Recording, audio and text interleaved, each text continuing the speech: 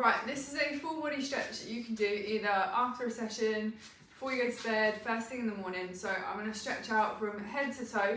If there's anything you don't want in it, just skip that stretch. If you want to hold anything for longer, then you can do that. So what I'll do is I'll show you, if you want to hold it, you pause the video.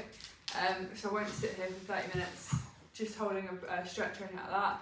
So you pause the video, you hold it for as long as you need to. Usually around 30 seconds is a really good part for each stretch, and any longer for anything that's a particular kind of sore spot. So yeah, use it as you please, and we will start. So from the top to the bottom, we will flow down. The first thing that I will do is a bit of a chest and shoulder stretch. Now this one will be the only one that you'll have to go somewhere else really for, or might be another one. So imagine this is a door frame, and what you're going to do is you're going to bring your arm at 90 degrees and you're just going to lean into the stretch. So if my arm is here, I'm then pushing my chest through. You get a real nice chest stretch, and you can hold that for as long as you need. Then go the opposite direction and you can push that way. So that's a really nice kind of chest, a little bit of shoulders type stretch that you can start with. The other thing that we may need is a chair, which I'll get now as well.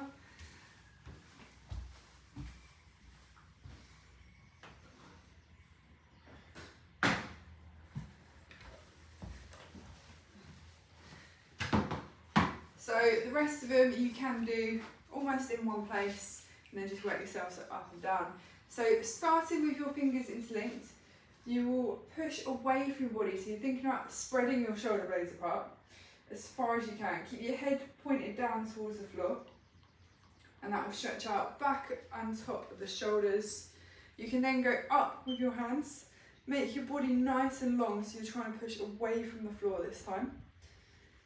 And then next one, you can go hands on the lower part of your back. You're going to squeeze your elbows together and you'll open up your chest. So this gives you another chest stretch for it.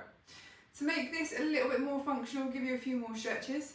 You're going to bend at the hips, bring your chest down so you're sticking your backside out. So you get hamstring stretch, so back of the legs. And then you're going to come up, and then you're going to go the opposite way. So you push it a little bit forward into a back stretch. So only go with that as far as you can kind of tolerate. You will get that lower part of your back as well. So you can hold it, you can just keep moving it through. It's completely up to you. Then from there, you can go into a ragdoll. So you'll go from standing and you just bend down in half, letting your arms hang down towards the floor. So key points in this one is when you're in this position and you can feel the back of the legs going, is to let your head, then your shoulders, your neck, your upper body just completely relax into the stretch.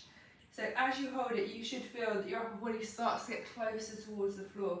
That's quite a nice one to get lower back as well as the hamstrings as well. So next one we're going to do, you're going to walk your hands out and you're going to pop yourself into downward dog. So downward dog, hips are high, legs are straight as if you're trying to get your heels down onto the floor. And then from here, for a bit of upper body, you can push your head through your arms and stretch out the shoulders. And for the legs, you're already in that position anyway. So hold that for as long as you need to hold to that, and then come down onto all fours. Now, if you have a chair, the next one is good. So you're going to do a little bit at the back and the lats. So you can pop your hands out nice and tall on a chair, on a coffee table, on anything raised, and then just gently bring your head and your chest through your arms, so you're stretching off just like that. So again, hold that for as much as you need to. To make this a bit more intense, you're going to come closer and you're going to bring your elbows instead, and then you can drop down again until you can feel that kind of stretch. Back of the rib cage, top of the shoulders, and then hold it there. If you don't have a chair, you will stick to all fours. And again, for a bit more upper body, you can go through something called thread the needle. So taking your left hand, you'll thread through onto your right, all the way through until you get a nice stretch of your shoulders. And then you can either hold it there, or you can come back up this way and try and open up the side of that body. So you can make it a moving stretch, or you can hold either this point or the other point through. So as that looks with dog in the way, it's dropping all the way down, your hands will come all the way on the floor, not that you can see it, and then back up just like that. Then with your hands on the floor, back into that kind of tabletop position, you can go through cat-cows. Now cat-cows are really good for just releasing the spine a little bit. So as you breathe in, you are trying to curl your back, trying to round it off, tucking your chin and your hips. Then as you breathe out, you're going the opposite direction, you're lifting the hips, lifting the chin and the shoulders. So it's a curved back into what I like to call bent back, just like that. And you can go through that again as far as you need to. You can hold any part of it that feels quite nice and stick with it there. Then from here we will do a little bit of legs before we get back into some more upper body. So you can bring your right leg forward into a 90-degree position, and from here you can do hips. So you can go forward and lean into this stretch until that opposite leg is starting to really stretch out, just like that. So go with it as far as you can. This is a stretch that you can push quite a bit. So you can hold this here. You can make it a bit more intense and get your quads by lifting up that back leg if you can. If you can't do this, get a dressing gown cord, get a strap, and you can bring your foot in. And again, lean forward, and you also then get further down the quad muscle, just like that. So either way, leg down, leg up. I would then stick to the same leg and go straight into a pigeon. So hands down, you will bring the knee, I'm doing this really awkward, bring the knee down to the floor.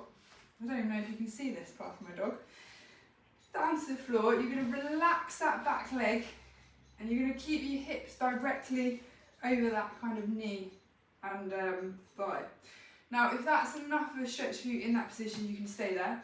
If you end up wanting to deepen it, you'll drop down to your elbows, and then what you're trying to do is get your head all the way down to the floor, and you'll feel a real good stretch around the hips and the glutes, just like that. So then to get out of it, you pop yourself back up, pop your weight onto your opposite toes, bring that back, and then you can repeat all over again, sorry Cooper, all over again into that kind of stretch, and then again, foot down, knee down, and relax into it. Once you've done both sides of that, put yourself back into that tabletop position, and we will go for a child's pose. So you have loads of different options for this. So option number one is a regular child's pose, where you just bring in your hands can go to the side, you bring your head down just like that. Option number two is a wide child's pose, so you bring your legs out, and again still come down to the floor just like that, and it will get your inner thighs as well. And then a few other options to make it a bit more back related as well. So in your child's pose, option number one is to bend your elbows, so you do forearms off the air, and you'll come down, and again you will get that kind of back of the ribs, that kind of stretch, and you can hold here in this position. Option number two, arms are staying nice and long and head's coming down. And then option number three, complete relaxed, hands down to the side, just like that. Pick whichever one. I would definitely hold them for at least 30 seconds. And then you can come out of this position, and we'll do a little bit more legs, a little bit more back and things like that. So come back down to sat down, and we'll start with your groins. So usual kind of butterfly, feet come together, and then you just let your legs drop to either side as far as they can. So you want your chest up nice and tall, so you can hold on to your feet, you can hold on to your shins, whatever works for you. If you want to make it deeper, you want to stretch a little bit more, you can put your elbows onto your knees, and then just put a little bit of pressure down and hold it like that. Then from there, you can move on to your hamstrings. So you can either come into a straight hamstring stretch, or you can come into a wide hamstring stretch. You can do single leg, it's completely up to you. But the more you lean forward, the more you'll feel the back of the legs. Whenever you're in this position, just keep your head facing the ground rather than up, so you don't strain your neck. but they are your options kind of for your hamstrings as well. And then what you can do is you can do a few more back bends if you want to do back bends, if you want to do anything like that. So a nice back stretch starts with, if we went right leg down, left foot would cross over roughly at that kneecap. I would take my opposite arm, so my right arm would hug my left leg, and I would twist so I'm facing opposite my left leg. I'll get my lefts and rights right. Now, if that's enough of a stretch for you, then you can stay there. If you want to make it deep, you will take that right arm beyond that left leg, use it as a bit of leverage, and then you really can push against, again, try and just get your torso to look in that direction compared to forward.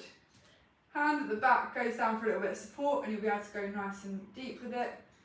And then you can do exactly the same on the other side. So go right leg crossover, and then left arm hug or beyond, and twist just like that.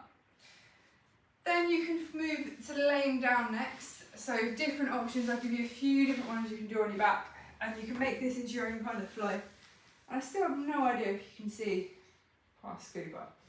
So the first one we will stick with your back will be your corkscrew.